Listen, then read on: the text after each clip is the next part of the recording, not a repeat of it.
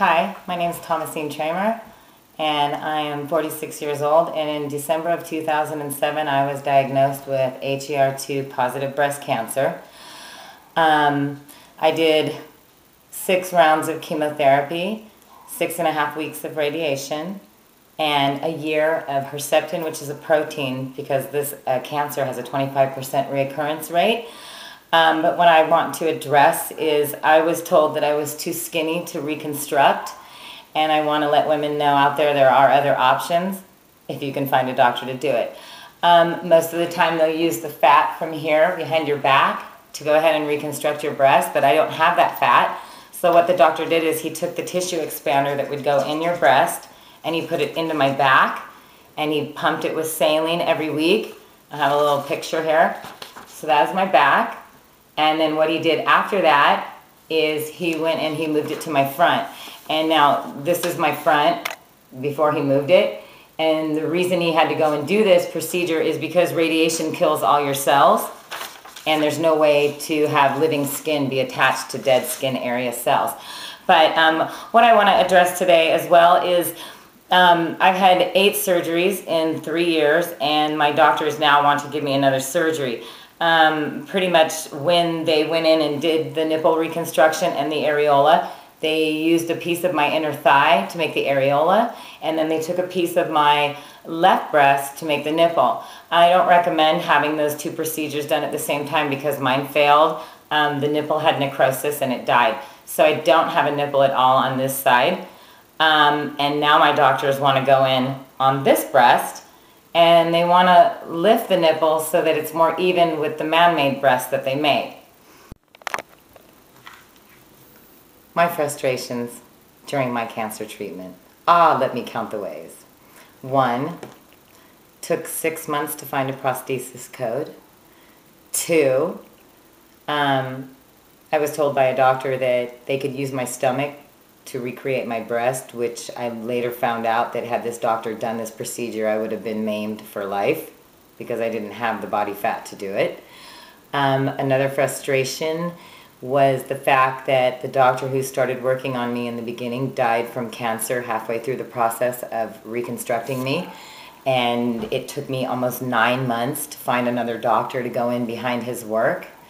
Another frustration was the fact that the doctors right now are, okay, this breast, the reconstructed breast, they made the nipple and the areola.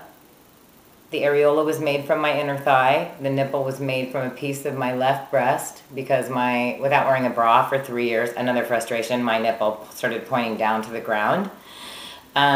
So they pulled the nipple up and they took the extra skin and moved it over here to make the nipple, which I don't recommend doing those 2 procedures at once, the areola and the nipple, as my nipple died from necrosis.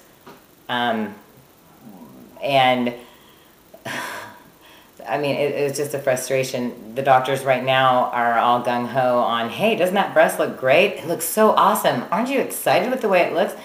How can a woman be excited with the way her breast looks when there's no nipple and it's like a big football sewn on there and everything's kind of crooked?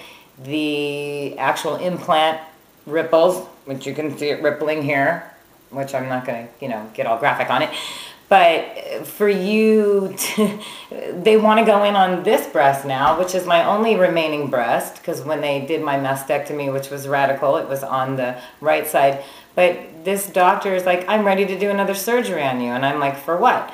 Well, we need to even out your nipple on your good breast. So tell me how frustrating it would be to you to know that you have a 25% recurrence rate of one of the most aggressive breast cancers that there is, and a doctor wants to go into your good breast and open it to fix the nipple. Now, we all know that cancer cells are spread by oxygen, and I don't think this is a smart move. So yes, I'll be opting out of the surgery. I will not be doing the surgery. Ladies, you're perfect as you are, all right? All I can say is it's been a frustrating 3.5 years.